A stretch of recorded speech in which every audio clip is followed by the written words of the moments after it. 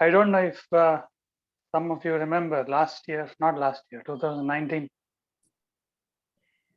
Is it 19 or 20? I don't remember now because of this lockdown and everything. I had posted something saying that I will start something called discussion sessions. You remember, any of you? After that, I was Yes, sir. after that I was expecting to get internet soon, but I didn't get. I didn't want to get the internet from these cable guys, so I was waiting and waiting, and Geo came here only 6 months ago, and I got internet just a few months ago, and even after that I was hesitant. I don't know how online sessions go. I'm not very comfortable with online sessions and without live interaction. So I was hesitant. So this session is a kind of test session, you can say. I just wanted to see how it feels. If it feels good, I may plan something. I don't have plans to do anything as of now. I know everything is happening online nowadays and everybody is taking classes online only. But for the type of classes that I intend, I really don't know how online will work. Because one thing I realized after lecturing in Prashanti is lecturing has its own place. Lecturing has its own kind of impact on people. But if we have to do something more than that, more in the sense, see, if I just sit and go on lecturing, some in the audience may just sit and listen to all of it as if nothing of it applies to them. They may go through the entire session without being touched by any of it. The human mind is capable of that. I usually compare it to a behavior of a rat. The behavior of a rat is always to somehow find a corner and not get targeted by in any way. The human mind has that quality. It may be sitting right in front of the others, but it may still hide somewhere. It may act as if whatever is being said is for someone else, not me. Whatever is being said somehow doesn't apply to me. And no, I'm not telling everybody does it, but I know some does it, to do it. They may even imagine themselves, in a sense, they may even join the person sitting on the stage and imagine that they are telling it to the rest of the audience, and they will look around if others are listening or not. I've seen this quite often. And even if that's not the only thing that happens, the escaping quality happens in many ways. Sometimes it will come out in words. Sometimes people will sit and they will tell themselves that my wife should have been here, my husband should have been here, he should have listened to this, she should have listened to this. So whatever is happening and whatever is being told by the person sitting on the stage somehow is, have you watched Matrix movie? That famous scene in which he dodges bullets, Neo. It's very similar, actually. What we call as a spiritual session is actually, people may not know it, but that's how what it is. When you go to a spiritual session, you are actually going there to get hit by bullets. You're not going there to get cuddling and fondling like what cats like. Cats usually like fondling and cuddling, and they will start purring. And wherever people go unconsciously, that is what they seek. They seek validation. They seek some kind of comfort, some kind of validation for what they already think things are. So when instead of that, they start getting bullets or whips, they will go into all kinds of evasive actions. Their survival instinct will come in and they will psychologically do a lot of acrobatics to somehow dodge it. If they can't dodge it, they will try to retort and argue, and so many things will happen. The lecturing session now always has a limitation, so I wanted to do some different mode of interactive session. By interactive, I don't mean discussion, because see, these are the two extremes. If somebody is sitting on the stage and simply going on lecturing, that is one extreme where one person is trying to steer the whole session. That will work for some people. For many, it won't work. So if you go to the other extreme and open the stage, open the session for everybody to openly discuss, then it will become chaos, because the level of sharpness and the level of clarity that is required to keep the discussion on track is not there in many people. So it will start going in all kinds of chaotic directions. So discussion also won't work. That also I've seen quite well. So what has to happen is something in between the two. That's why I call it as discussion. Discussion means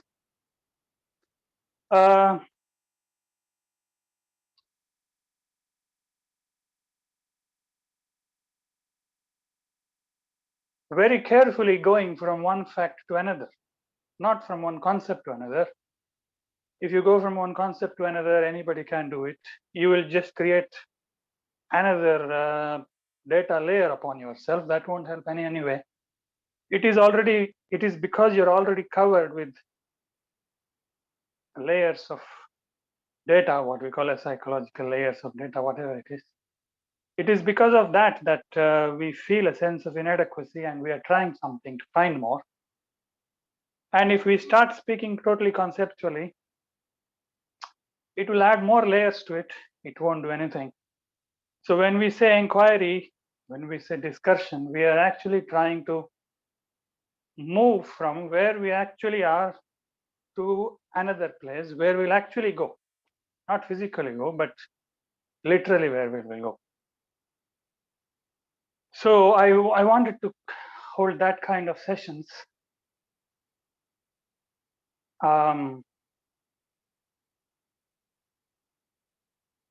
You will know, you'll understand what I'm saying if I give an example.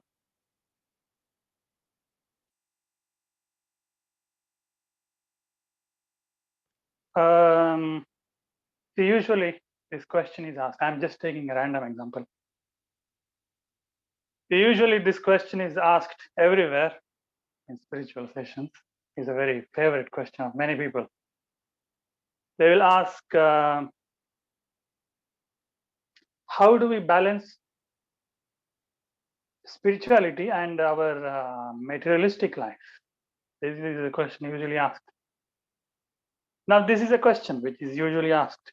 If we are to go into this systematically, you will have to accept many things which may not be comfortable to look at.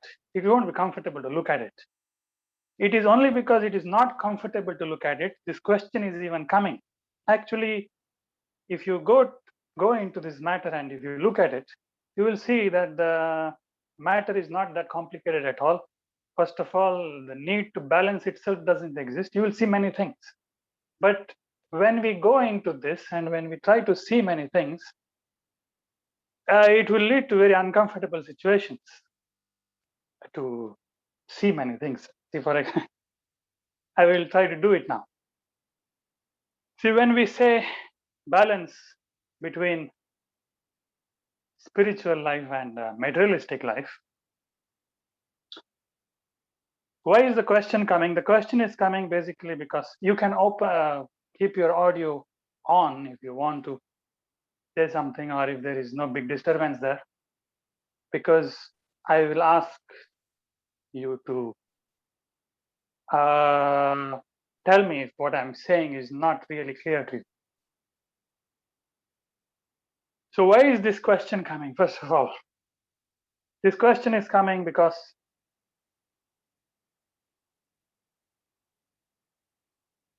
people are not able to see, after all, the question of balance. When we say balance, the question of balance comes only in terms of your time, in terms of your efforts, in terms of your energy, in terms of your involvement. So balance is basically spoken of in all these kinds of things, in terms of all these things. So the question is coming because presently a lot of time, a lot of effort, a lot of energy is being consumed for what we are considering as materialistic life. Yes, that's where the question is coming. They're asking the need to balance because they're not finding time for things that they're considering to be spiritual. They're only finding time for what they consider to be materialistic. Why are they not getting time for what they consider as spiritual? Now, be very careful with this. I'm not saying that the division of spirituality and materialist exists. I'm assuming it exists and I'm going forward with it. So now they are saying there is no time for what they consider to be spiritual. There is time for what they consider to be materialistic. Now, if you ask, why is that so? Then they will say, we are helpless. That's what it is. We are helpless because what we consider as materialistic pertains to our basic survival needs. Having a house and having a family, maintaining things, and all these things. Yes. So they are saying that our time is going into only the basic aspects of life. We are not doing something great. We are having that imbalance because most of our time is being spent on what we consider as the basic survival needs of having money, having family, of having whatever. It's going into that. We don't have a choice. It's not that we are going after some great ambitions or this or that. We are just going after the basic things, and just those basic things are keeping us occupied. And that is why we don't have time for spirituality. Yes? Is that true? Anybody? Till now, are you clear with what I'm saying? Yes. I'm just probing into the question. I'm not giving an answer. Why? Before I continue, I will tell you why I do this. I'm doing this because if a person is giving a lecture, I saw this in Facebook. That's why I'm doing this. In Facebook last year, I posted a few questions. Simply, I posted a few questions and I asked people to respond to it, give answers to it, and whatever they feel, to clarify it. So I was giving some contradictory statements and I was asking them to reconcile them and show them how is this not contradictory, or if they are contradictory, what is the solution, something like that. Do you remember? I asked a few questions last year. Yes. In those posts, I observed this tendency. People answered something. Some people, not all of you, some people answered something, and I responded to their comments again, asking them a counter question. I was just making them inquire. I was not telling them this is how it is, this is how it is. I'm not telling them anything. I was just making them inquire. But when I questioned them, probed into it, when I showed contradictions in what they're answering, they immediately escaped saying, sir, this is what you told in the class. They immediately escaped, as if I'm not responsible for this. It's you said something and therefore I'm saying it. This is not Jnana Yoga. If Jnana Yoga has to happen to you, you should be going something through it within yourself and you should own it. It's not that somebody else is telling you something. If somebody else is giving a lecture, it only means that they are doing something on behalf of you, for you. They are not doing something on you. Okay.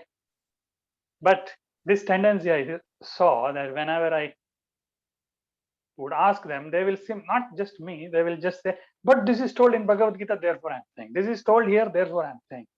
I'm trying to ask you. I'm trying to make you think and make you inquire and see certain things. It's not necessary that you must inquire. You can do it through other ways also. But if you have to do it through inquiry, you cannot do it like half like this. You can't, have some answers and tell few things, and when questions come, you can't escape saying he said it. If you take ownership for it, you will go through it and you will not compromise. You will go through it and you will see things even if they're uncomfortable to see. You will not start twisting and turning yourself. So anyway, to continue that. So the question of the imbalance between spirituality and materialistic life comes. So when I ask why the imbalance exists, they will say that we are helpless. By materialist life, we mean only basic survival needs. Now, let me clarify something before I proceed. Now this is not the question of how much money you have or how big your house is, or it's not the question of these things. The main question is that whatever you are doing is sucking your life and you don't have time for anything else. Yes, it's not about whether you are a millionaire or whether you are just living in a small hut or whether you are having a big family or a small family. It is not the question of how much is happening around you, how much of arrangements you have made. The only question is that it is sucking your life, and therefore the question is coming. Okay, if you are having a big bungalow and you don't have this question, I don't have any problem. The question is coming means you're having a problem with it.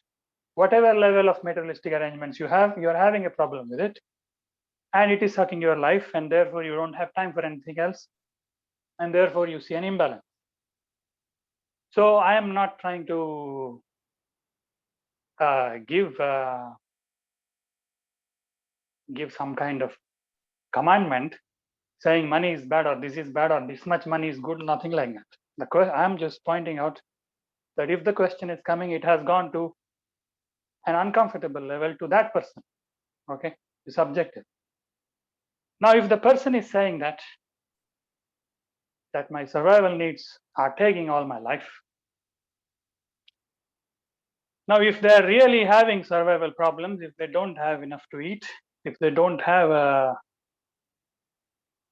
if they don't even have the basic needs, if they don't even have 2 times food every day, that's a different question.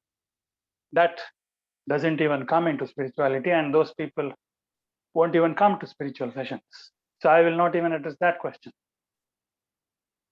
But this, if people come to a spiritual session and if they ask this, it means their basic needs are met. They have enough food, they have a house and whatever, they have basic needs, and they have enough time or enough energy within them left to do something else. But they are saying that whatever they are doing is sucking 90% of their time, and so they don't know how to balance it. Now, if you probe into this, I will not probe, I will ask,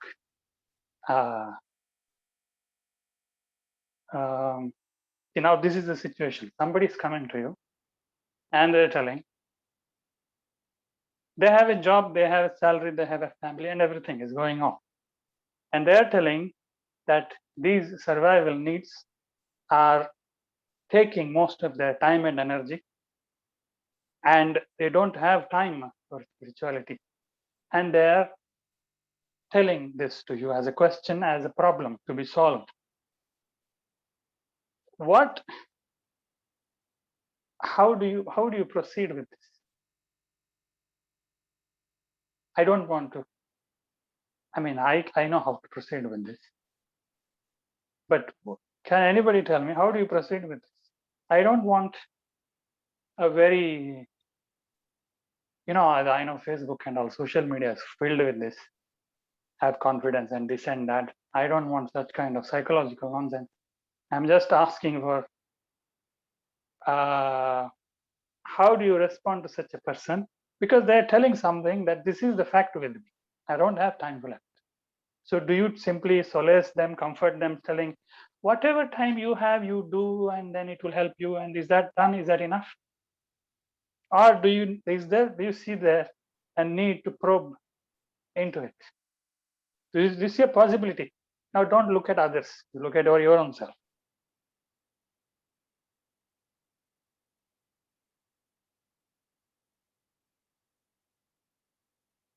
Should I proceed? Yes. See, after this talk, this thought should not come to you that Vasudev sir told this. You should go after this talk, you should feel that, yes, this is what it is. I shouldn't even come into the picture. Between you and the fact, I shouldn't even come to the picture. I am just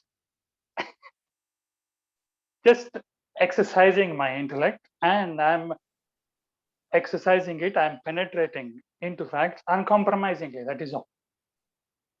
Even if it is uncomfortable. Okay, I will take an example. This is apparently a very simple thing, but to explain this, it will take some time. Now, I have a neighbor, okay? I have a neighbor who has a very big house. And they're not in very good terms with, not that good terms with their neighbors, most of their neighbors, but they're affluent family. And they, neighbor means it's behind our house. And they don't have much problem with us because they don't have much interaction with us. Not because there's no problem. So they talk to us sometimes, and they call. I've never gone. My father used to be their father's friend. Their father also has passed away. My father also has passed away. So the lady of that house sometimes calls my mother to her house. So my mother has gone there. So when my mother went there, and when she came back from their house, I have not gone. But when she came back, my mother was explaining to me, that lady showed my mother their kitchen. A very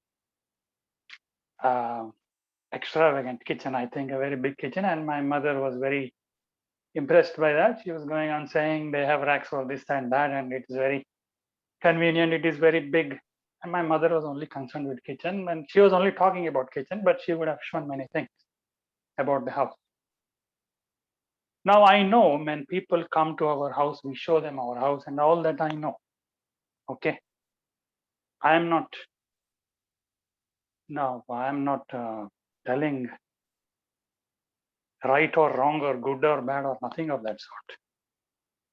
So don't jump into this. This is good, is this bad or something. Now they showed their house. Now I will ask you a question.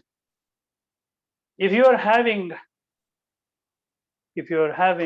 your lunch, okay, will you, and you're having a very elaborate lunch, suppose you're having with many dishes and whatever, you're having lunch. When you have an elaborate lunch, do you treat your lunch as something that you will show to someone, see how elaborate my lunch is, see what I'm eating and how lavish my lunch is? Will you even, does it even look sensible to you to show your food to somebody and tell them, see what kind of food I am having? Mm. With food, it doesn't look sensible. It looks insane if you do it. Why does it not look? It may not be equally the same thing, but why does it not the same thing apply to your house? The house is just your survival arrangement, isn't it? Just like food. Food is your survival arrangement. You are eating it for yourself. Yes? You're doing it for yourself. If you show it to somebody, there is no meaning in it. Now there is there is a valid argument. Can you tell me a valid argument as to why you will show your house to someone?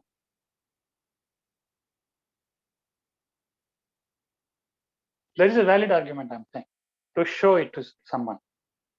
One it is considered as a symbol of status of No. wealth. I'm asking for a valid reason. So I'll come to the status part. That you've made a house which you really like, and then you want to show it off. Like if you are wearing pretty clothes and if you're wearing nice clothes, you want to show it off. So something of that sort. You want to show it off. I'm saying showing it off is not a valid reason. Maybe to show that you have money. I am saying showing off is not the valid reason. I'm asking for a valid reason. I think, sir, it is validation I seek from the other, that I'm doing right by doing this arrangement for myself. Even that is not a valid reason. I'm asking for a genuine reason because of which I would show my house to someone. So if someone is building their house and Yeah, they we are also ideas, looking. What? someone is building their house and wants some ideas. No, I'm not. I'm talking about building. It's already built. Maybe No, the other person is going to build, planning to build, and that person wants ideas. Okay, that's one valid reason. Other valid reasons. I'm asking for all valid reasons so that I can keep all of that aside and look at the actual reason. Because one of the tactics of the intellect is whenever the actual reasons are shown, the actual reasons will be always hidden behind the genuine reasons, and they will not let the actual reason come out. So I want to list out all the genuine reasons first and then keep them aside so that they won't come into the picture later. Another genuine reason would be, simple reason to show my house, is that I have a taste for aesthetics. See, it is, you will say animals only do survival arrangement. In human beings, it is not only about survival. There has to be some delicacy to it. It is not just that you build a brick and you put it somehow and start living in it. There has to be some sense of art in it, beauty in it, or whatever. You can say that reason, yes? You can say that I'm showing my kitchen not because I want to show off. I'm showing it for aesthetic purposes. Yes? Yes. So you can show that. I'm not negating. People can show it for all these reasons. But it does not negate the reason that some of you just listed. Now, I don't want to use that word, show off. I would tell it in a different way. What is happening basically is the house is built for survival purposes, for survival of your physical body. What we are doing when we try to make it more and more and more elaborate and make it a kind of showpiece, why we turn it into a showpiece is we are in a way trying to extend physical survival into psychological survival.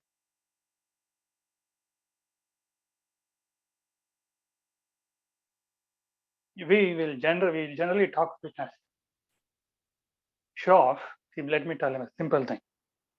Suppose I have a house and I don't have my salary is not that big, and therefore I don't have much arrangements. I don't have a lot of furnitures. Let's say I don't even have furniture. I do everything sitting on the floor. It is healthier also. So I do everything sitting on the floor. I eat and I sleep, everything is on the floor. There is no bed, there is no furniture, nothing.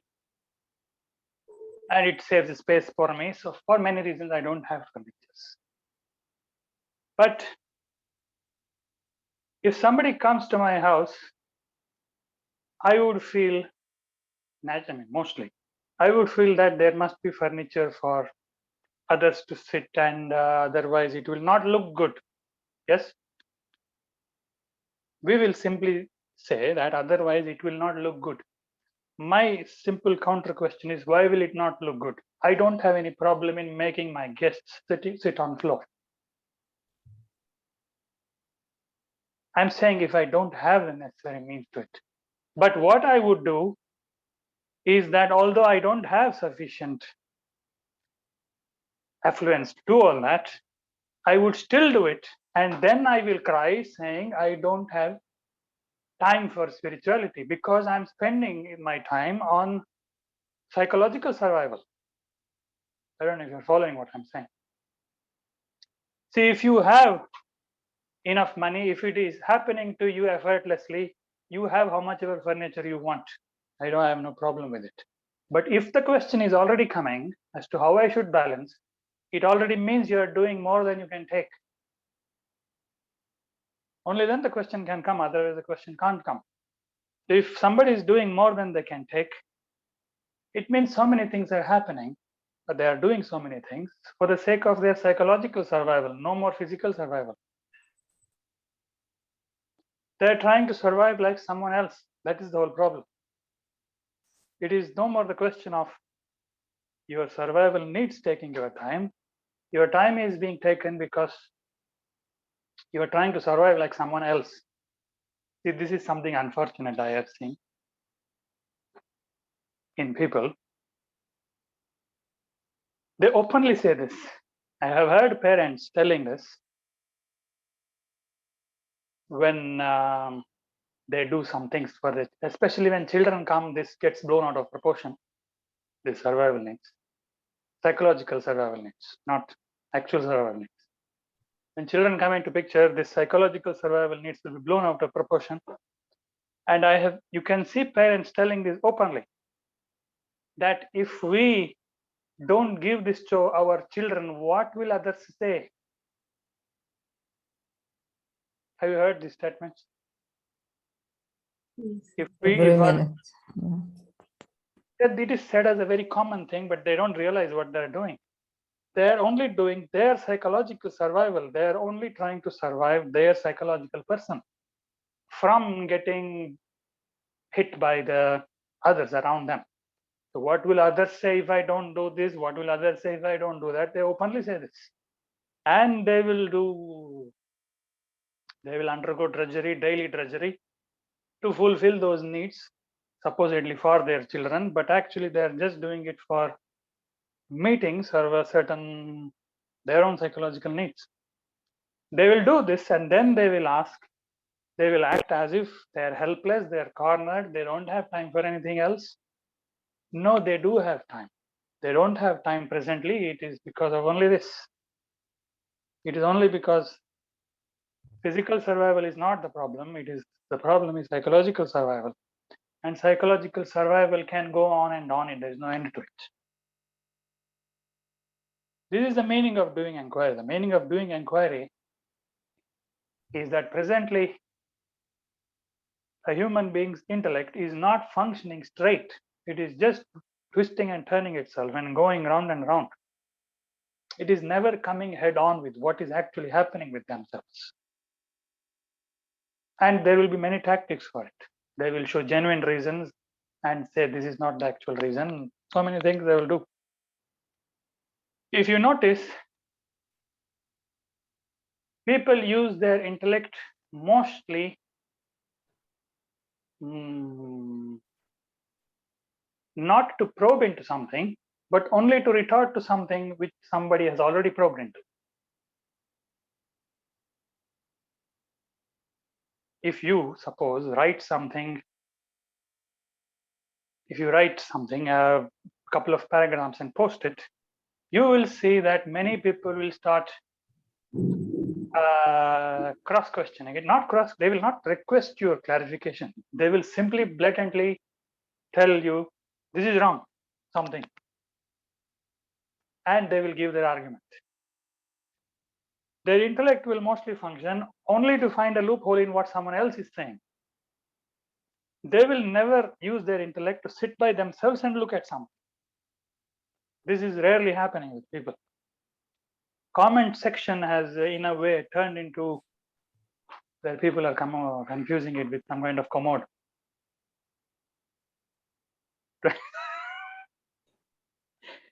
To simply excrete whatever is coming. They see a box and they just want to excrete into it. Now I'm not asking you not to comment. Okay, I'm just saying certain type of comments which happen. People are basically trying to change the world by comment section. That's what is happening. Everyone is trying to change the world by becoming keyboard warriors, by using their intellect simply to retort, simply to rebel with everything that is said. If you ask them, okay, by yourself, what do you want to say? They won't know what to say by themselves. So if you have to take to the path of inquiry, I posted something a few days ago. I pointed out that if your intellect is really, really sharp, you don't have to do a lot of analysis. You will come to a helpless halt very quickly. In fact, that is what happened to me. I didn't have to use my intellect a lot to come to the dead end of the intellect. It is only after I came to the dead end of the intellect, it is only after something more than the intellect happened to me that I started using my intellect to tell things. So seeing me talk a lot of things, seeing me write a lot of things, please don't go into the assumption that because of thinking a lot, something happened to me. Okay. It is not because of thinking a lot and sitting and thinking a lot that something happened to me. No. If your intellect is very, very sharp, you don't have to think a lot. It is only when the intellect is not very sharp, a lot of thinking will be required. So why I am talking of this is, if you take a question and if you contemplate upon it, and if you see what all kinds of rebellious questions, rebellious arguments people will give about it, if you really get involved into it, not as concept, but as a real life fact, and if you go on plugging the holes, and finally you will be cornered. Finally, there will be no response to it. It is a way of cornering you also. It is a way of sharpening your intellect also. And now, if you sharpen your intellect like this, then naturally you will come to more and more fundamental questions. They will no more be about these cliche questions about balancing spirituality, material. It won't be all that. It will go into some real questions. It will go into some real questions, meaning it will initially, when people ask questions, they will all be personal. My misery, my family, my suffering, blah, blah, blah. This is not Jnana Yoga yet. It is only making you more and more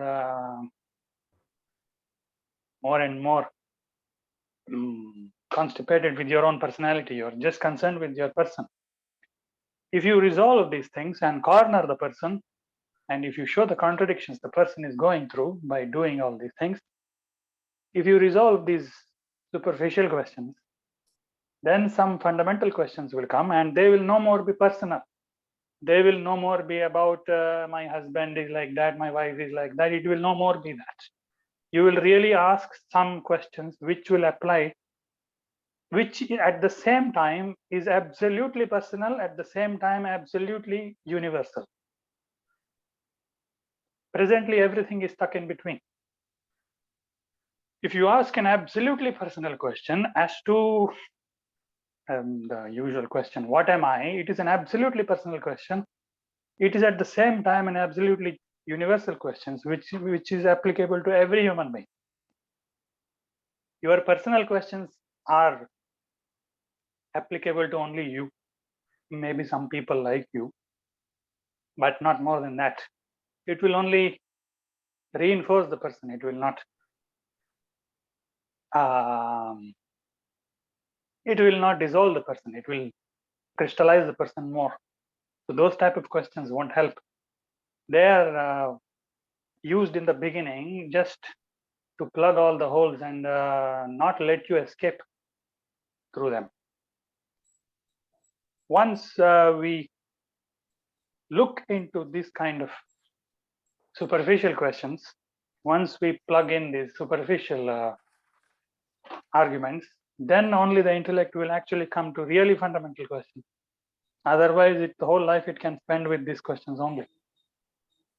As to this is happening to me, what should I do with this? That is happening to me, what should I do with this? It will be very, very specific questions and they won't help much.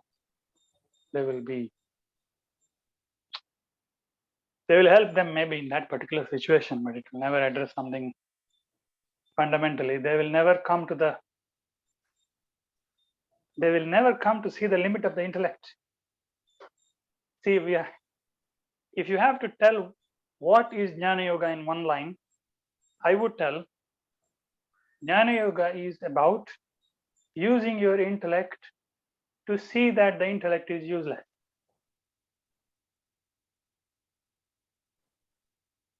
See, if I say like this now that the intellect is useless, I am not giving you a conclusion, oh, intellect is useless and therefore I won't think. No. If you get that, that is of no use. If you personally really, really see intellect is helpless, it won't be a very peaceful thing. You will be boiling in you, because if your intellect is suffocated, it means you are suffocated. Presently, human being is living as if they are they're living so peacefully and comfortably only because they are not seeing that they're already cornered. If you really see that your intellect is so limited, if you personally see it, and if you see, okay, it has hit the dead end, now what? You will be very, very desperate. You won't be peaceful. If you take it as a conclusion from someone else, and if you dismiss the intellect simply like that, then it won't work. Then that is not Jnana Yoga. I have another question. Your hand is still raised. Yes. Yes. Yes. Tell me. So it's a little twisted. I'll try to align it. I just realized that this physical versus psychological survival, no, I don't think that is very clear to me. Most of the times, physical survival also is understood psychologically only, no? Yes. So, where to draw the line that this is now beyond. I already told that. I said that as long as it doesn't matter how big the house is, it doesn't matter what big arrangements have been made, it doesn't matter as long as you yourself are not complaining about it, saying, I don't have time for anything else.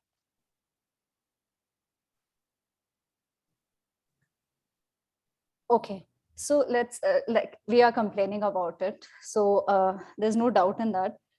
So now, sir, we are complaining because we don't know where to draw the line. Right. So I remember once you had said to me that no matter how much arrangement you make, one incident and it's all out of the window. So that is understood, as in it is very clear. Yes, everything will be out of the window. But then the dead end that you're talking about, right? It's understood, and yet there is no dead end. No, we are still caught in that. Because oh, you mean to say you're talking about physical survival only, not psychological? God only knows, sir. Okay, to others, right? I will clarify to others what she's saying, because I have told this to her some time back. What she's saying is, I might have myself told this a few times, that you presently may have made a certain level of arrangement for yourself, and just one question may come to you that, oh, what what if I meet with an accident tomorrow? I may need 50 lakh more. So your level may increase just like that, just because you got a question, just because you got one question, one small fear, one small sense of insecurity, it may go up by 50 lakhs. Yes, that's what you're saying. That's not psychological, that's physical only still. But then it will never end, right? This physical survival will just. So the answer is there in your question only. If it will never end, means what? There is no point going after it. Yes, there's no point, but we still can't let go, right? So the dead end that you're talking about, now this is understood so crystal clear, but yet the dead end that you talk about, we don't come to that, no? We are still arranging. I'm talking of dead end in a very different way, for different thing. Dead end, I was talking of that you get possessed by a very basic question, and I said that will happen only after your mind is no more occupied with this.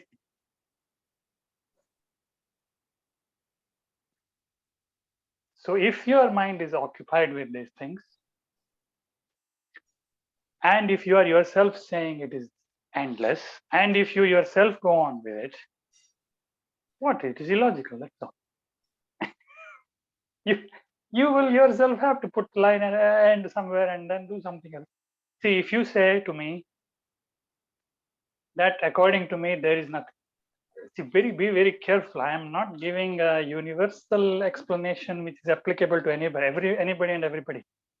I am answering a person who came to me and asking me, who is already has come to the spiritual session, and they're asking me that how do we balance materialistic life and spiritual life, which means they're already looking for something. Whereas if somebody comes and says there is nothing beyond the materialistic life, they are just giving a conclusion. They don't even have a question. I will not try to convince them materialistic life will not fulfill you. I don't have any problem. You live your life. You do how much ever arrangements you want to do, you do your whole life. With that only, I don't have a problem. But at some point or the other, the person will, even if they don't explicitly ask a question, they will start showing contradictions. And you can show those contradictions to themselves. That you are doing contradictory things. Which of these two things you actually want to do? Tell me. It's asking them. It is not me telling you that, beta, there is something beyond materialistic life, please do it. It's not me telling them. If I tell them, if they look at it like that, they will agree with me, they will find some way to somehow escape it. Yes, somebody has a question.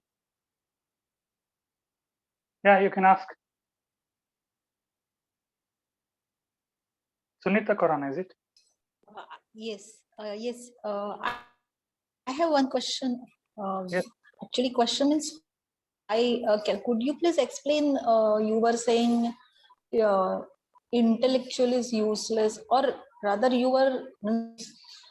useless means you can't understand everything with intellect. So I just want to understand that.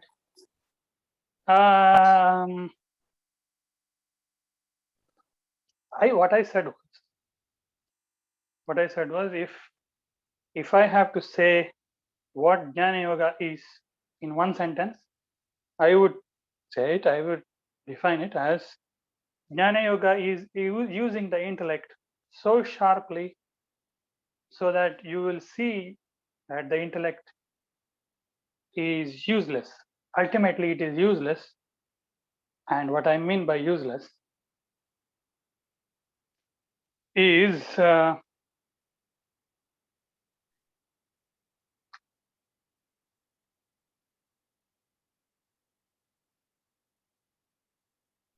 see, our general idea of how things happen and our general experience of how we have been doing many things, everything in the world, is that psychologically we will project a target. Psychologically, we will project a path to it, how we will reach there, and then we will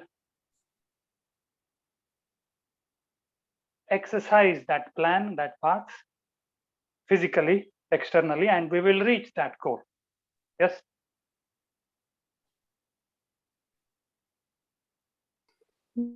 Yes. This is how your psychological faculty is used. It is used to project a goal. This is where I want to get to. And then you will also decide how you will get there, and everything you will detail out, and then you will tread that path and get there. Which means you can use your psychological faculty only to reach things which is within your psychological faculty's purview. Yes? Okay. Yes. Now, what we call as, I'm skipping many things and telling because you have already listened to me and you're already into yoga for many years. So I'll jump few things and tell a few things directly. Spiritual longing means what? Spiritual longing means there is a hunger in a human being, and a hunger means they want something more than what is in their present experience. Yes. Now, something more than what is in their present experience, is it just a new type of psychological experience?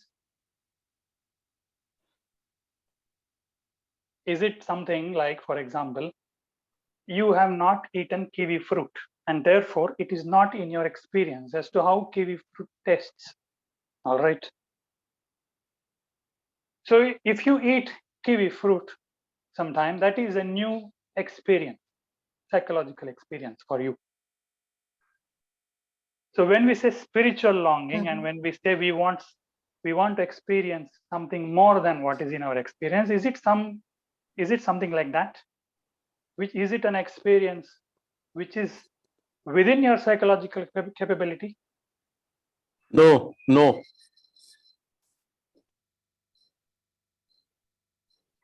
You can. I mean, I will not go into it in detail, but because it will become too much.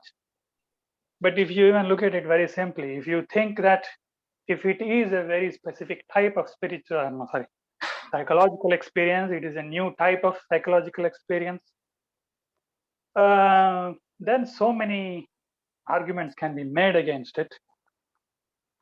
Are you wanting to ask a question again? No. Okay. I'm listening to you. Okay.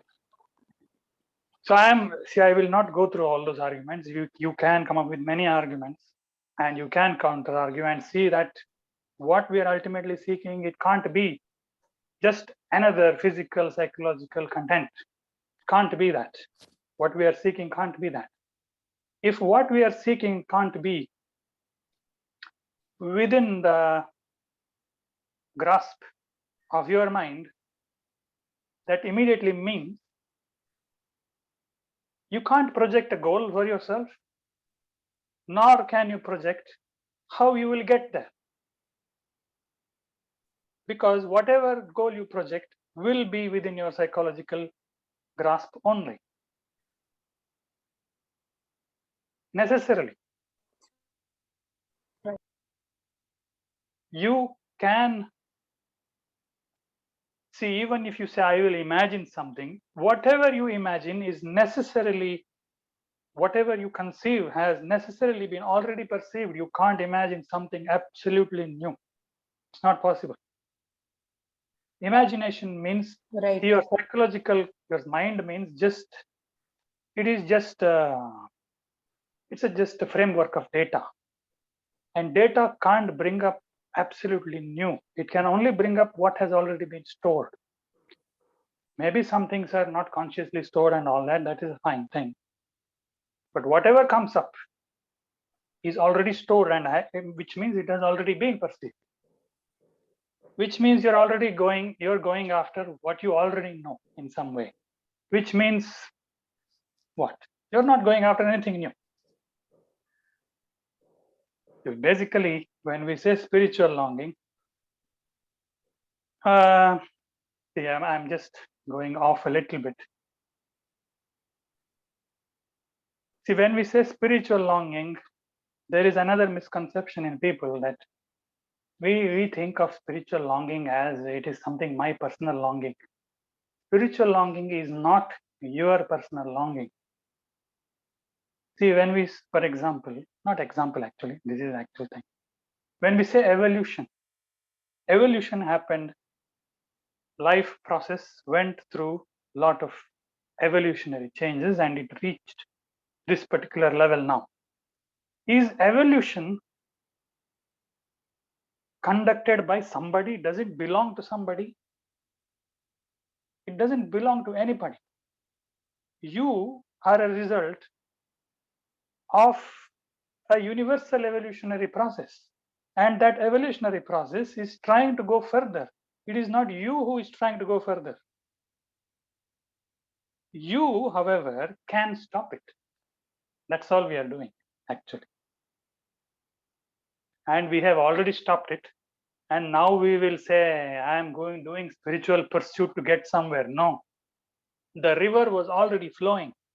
We dammed it. We dammed it, meaning until evolution happened and until psychological faculty came, there was no problem. Evolution went on very nicely.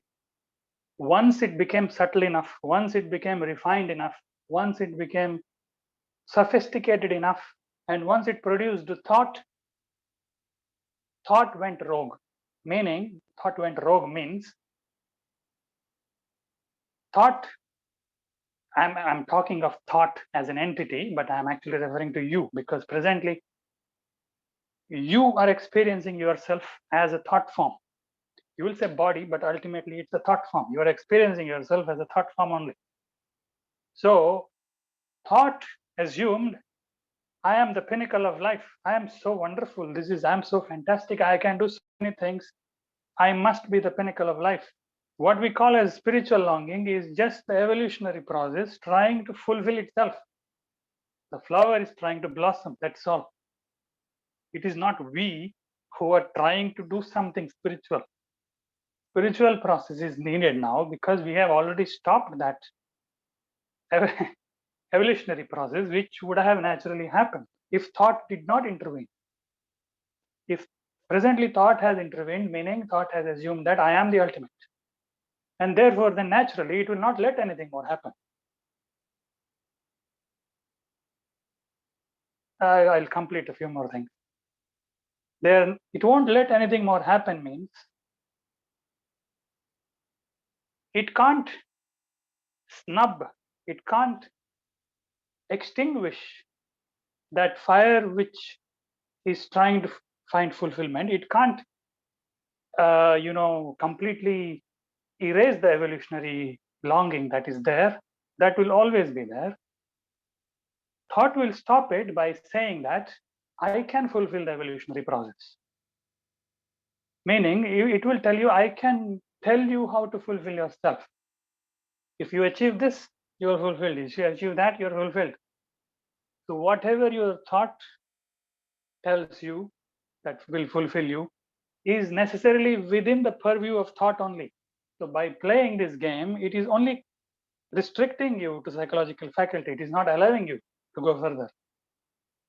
And therefore, presently we have a sense of loyalty to mind. We have such a great loyalty to it that even when we have this, when this longing comes up, when this innate hunger of the evolutionary process, which is naturally trying to find expression, even when that comes up, even for that we try to look to thought.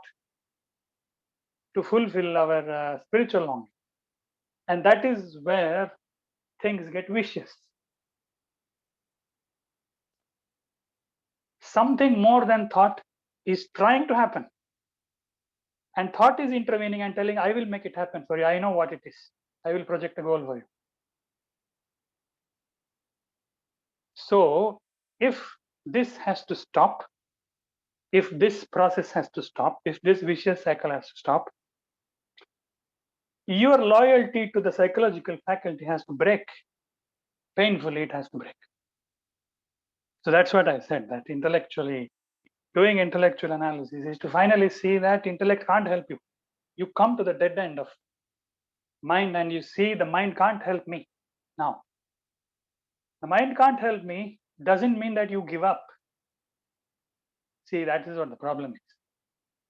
In all your external affairs, whenever you take up some problem, you get excited about it to solve it because you think that the mind will solve it in some way. And because of that, energy rises and you will get excited and do something about it.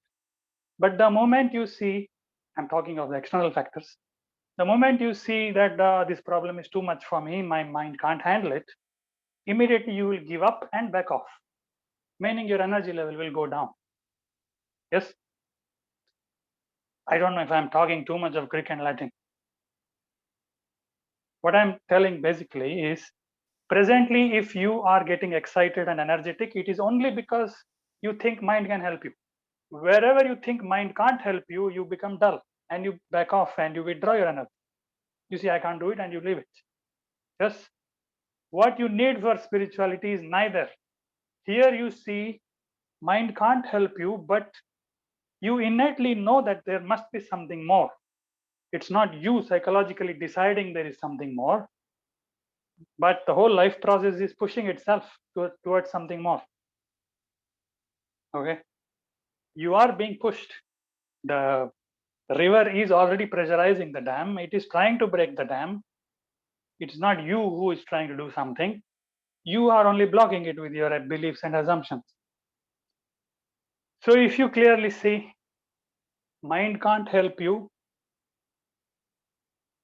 and but you still sense that there is something more than that, then you will be very excited, but you will not be directing all that energy to your mind. There will be what you can call as free energy. Free energy means only when your energy is free, you are actually a living being. If your energy is psychologically invested, you are acting like a robot, because psychology can only recycle and go in a certain pattern only. It can't do anything else. Only if you accumulate, muster sufficient free energy, which is not invested into anything. You are excited, but you don't know what has to happen now. Only then something more will happen. If you keep yielding to your mind, oh, something more has to happen, I know what it is, and you imagine something, your energy is diffused. It's gone. I can explain it well only with respect to the intellect. That I understand very much, because that is what happened to me. I came to a sense of what I keep highlighting, a sense of question mark. Coming to a sense of question mark means you have come to a question where you know mind can't help you, but still you're very excited as to what will happen now. What now? When you are in that state of a question, you are very energetic, but you're not looking to the mind to solve it. You have lost your faith on the thinking process. If you use your intellect very, very sharply, this will happen very quickly. You will see thinking can't help you, but you will still have a question. See, if you are hungry, if you are very hungry, and if your psychological faculty is completely wiped out, you have no memory of food at all, but you are hungry. Does not your hunger itself by itself decisively indicate that there must be something called food, something as food, not called food? Are you following? You're terribly hungry. You have forgotten everything about food. You have forgotten your previous instances of eating food and everything you have forgotten about food. But today you are feeling hungry. Just that fact of hunger is enough for you to search for something. You won't know what it is, but you will search for food. Yes. This is something similar. So you are hungry and you don't know what it is. You're very energetic and you don't know, you have realized that whatever you have already seen doesn't satiate your hunger. Body doesn't satiate your hunger, mind doesn't satiate your hunger. You have seen it. And therefore, when now you're still hungry, but you won't look towards the thinking to satiate yourself. Now there will be a sense of energy which is absolutely free, which will make something more than the mind happen. Otherwise, even if you look towards the mind slightly, help me, it will help you. In the sense, it will help you and it will give you some answer. It will give you some answer, some text answer. This is what you are, this is what it is. It will refer to some scripture or some guru or somebody. It will get some answer and you will settle for it. After that, even if you say, no, I only know theoretically, but I don't know actually, all this doesn't work, because the moment we say that what we are seeking is something beyond the mind, you can't even know it theoretically. Knowing something theoretically means setting a target. Yes, that question doesn't even come actually. So we read all the scriptures and do all this inquiry to finally personally come to that dead end. If we don't come to the dead end of psychological faculty, something more than the psychology will not happen. It's very simple. So does it mean we don't do anything? No, we should do something. What we should do? We should use the intellect to see why it is useless. Very clearly. Not because somebody else said it. That is what happened to me personally, and there I can vouch for it. If the intellect is very sharp, if I ask you, for me, I will tell you what exactly worked for me. What worked for me is a very simple question. I'm an analytical brain, so I looked into such things only. I once saw a Discovery documentary. It was in my MSc Yoga at that time, 2011. A Discovery documentary, they were talking about human brain. And they very casually passed a statement saying, they're talking about the ear, I think, ear sensation. So they told all this, the sound vibrations will happen, it will hit your eardrum, and then there are some bones inside and they will vibrate. Are you hearing some vessel noises? Yeah, I think it will happen now. Anyway. So the documentary was telling that, and they were saying this very casually.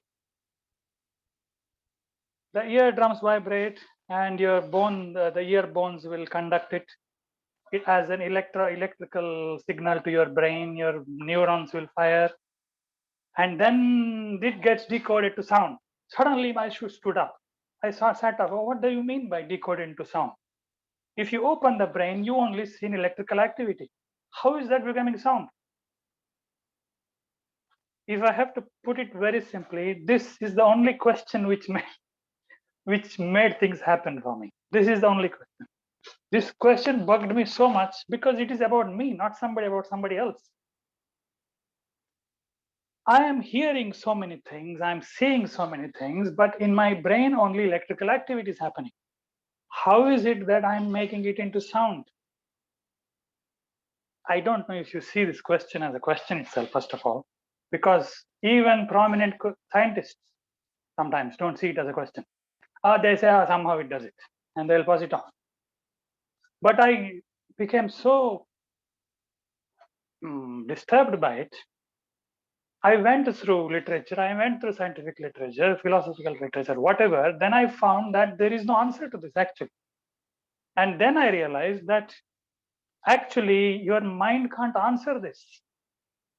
I can't show it to you right now, like how it and so.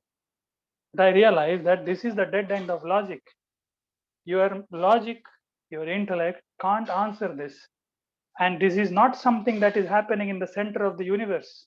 You are doing it every moment. It is already happening and you don't know how it is happening. It is very disturbing. For me, it was. I am already doing something every moment. And I don't know what I am doing to see. It must be me who is doing something, right? It's not somebody else doing. It is me who is listening, converting that electrical signal into sound. If it was something else that was doing it, science would have been able to answer this. If it was something physical that was doing it, if it was something psychological that was doing it, science would have answered this. They have given up saying we can't answer this. They call it the explanatory gap. In neuroscience, they call it as the explanatory gap.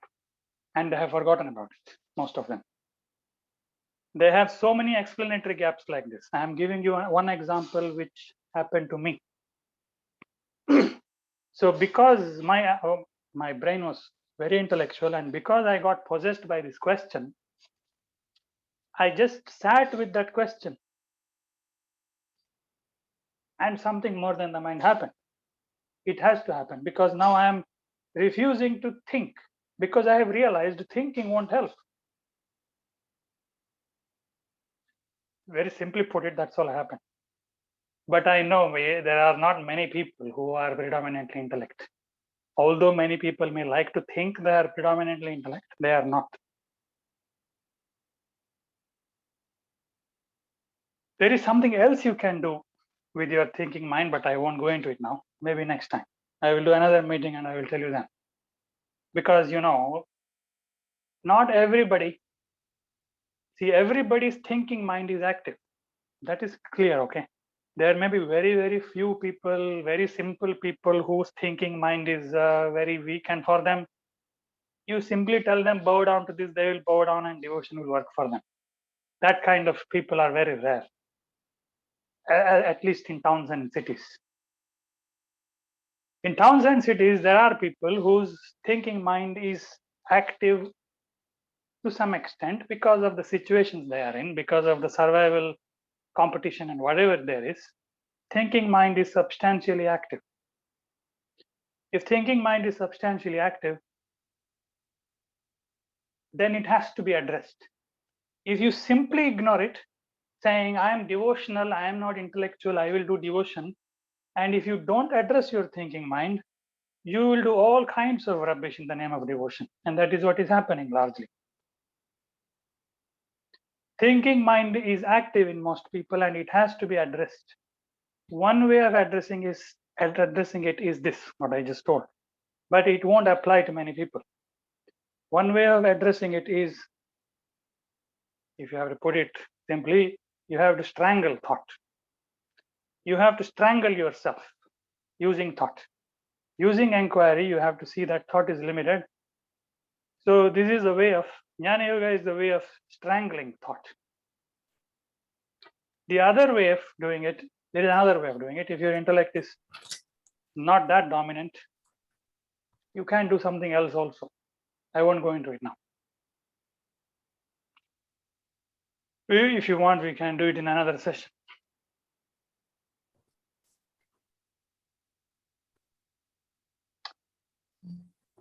I would feel, actually, I feel that that is more applicable to most people, and that is what actually you can correlate it to. Not correlate, actually. That is what Bhakti Yoga will be. Now, when I say Bhakti Yoga, you'll immediately think of God. I don't mean God. I mean, Bhakti Yoga is another way of handling the thinking process. It's another way of handling the thinking process so that something more than thought will happen. Jnana Yoga is one way of handling the thinking process. Bhakti Yoga is another way of handling the thinking process. See, I know that the predominant, whatever has been told to you, they say Bhakti is the path of emotion. It is true, it is predominantly emotion and all that.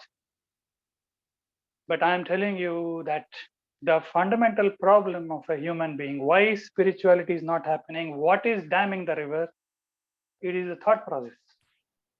Emotion is only a secondary faculty which comes in and simply juices up things.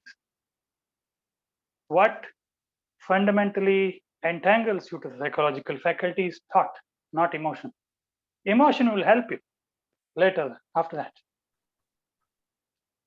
If for example, what I mean is, you have this idea that I am the body and I am the mind. It is not an emotion, it is a thought. It is a content, it is psychological content. Conclusions, beliefs, opinions, image about yourself, image about somebody else, all this psychological framework is a framework of thought, not emotion. Emotion comes in later, only to juice it up. So what has to be fundamentally handled, if spirituality has to happen, what has to be fundamentally handled is thought, because that is what is blocking.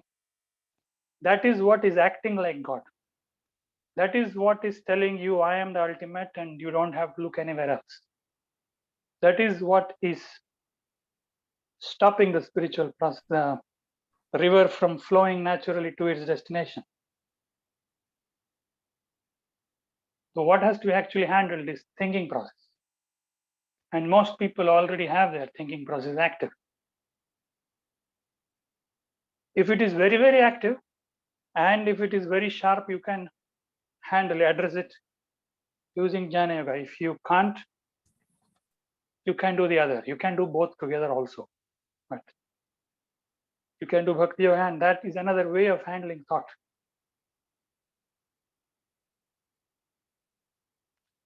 I will go into it in another session, if you want.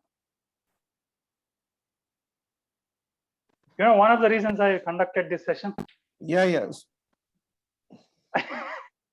Tell me. One of the reasons I conducted is my mother thinks that I'm wasting my time not doing anything. So I'm telling her that I'm doing some classes. So I told her, no, I'm not. Because you see, extremes always look similar. She thinks I am in great tamas. And I can't explain to her, no, this is that is that. And because at the moment I start explaining one line, she runs away. That is a problem, So why I was telling that the thinking process is active in all people. My mother is a very simple lady, but even her thinking process is active. She makes conclusions. But if I try to explain her, she runs away. So she need not do Jnana Yoga to address her thinking. She may have to do something else. But whatever it is, thinking process is active even in the most unintellectual people you see.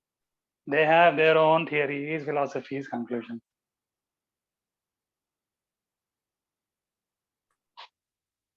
Yeah. We can work on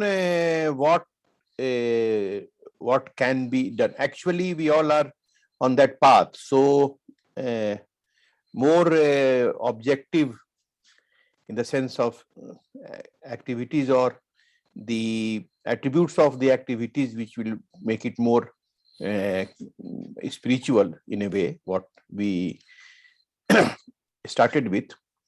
Second, my personal thing is one is that element of courage or atmabal to move further, like always that whirlwind is there. So that I believe personally for me, Hatha Yoga works in that it is like a mutually beneficial. The intellect and the Jnana Yoga and the Hatha Yoga, they are complementary and supplementary. What is my experience? I don't know. These type of practical guidance or interactions would be what I would look for. This is very fundamental. I'm just addressing what spirituality is. I'm not addressing something. Great question. This is a fundamental question itself where people are going wrong, isn't it? Even with Jnana Yoga, they think doing some analysis is going to help them. It won't. It will help them only to the extent of seeing intellect is helpless. See, that is. I answered your question. I don't know if you were happy with it. Not happy with it. Did you understand it? Sunita. I won't say I got the answer, but yes, I'm happy with it. No, then you shouldn't be happy. I mean it. Yeah. No, actually, I think I need to contemplate, because anyway, you won't give direct answers, right? So What do you mean I don't give that? it showed me some path. Sorry. What? Why do I don't give direct Because answer? in this field, actually in this field, one won't get direct answers, right? You will show the path to the answer. That's what I feel. No. Hey, but see, you asked me. What was your question? You asked me. You said intellect is useless. I don't know how is it. Intellectual. Yes, Yes. that's what your question was. Yes. And that's what I explained. Yes, that's what my explained question to you- was. And that's what I explained, isn't it? I explained to you that why the intellect is Yes, useless. whatever you explained, I understood intellectually, but Yes. So you did you I'm not understand? able to explain it. Yes, Did you understand yes, that? I understood intellectually, definitely. Okay. So if that is there always in the back of the mind, and if you really understand it, okay, this must be so, because if it is something, spiritual longing means something, it means I am longing for something more than the mind. It means mind can't direct me to it. If you really understand this, yes, it must be so, then whenever you use the intellect, you will not get carried away, in the sense you will not get, that's the thin line. The moment you start using the intellect, the moment it starts showing you certain things, revelations, your faith on the intellect will increase, and that is where things will go wrong. Your faith on the intellect should reduce as you do spiritual inquiry.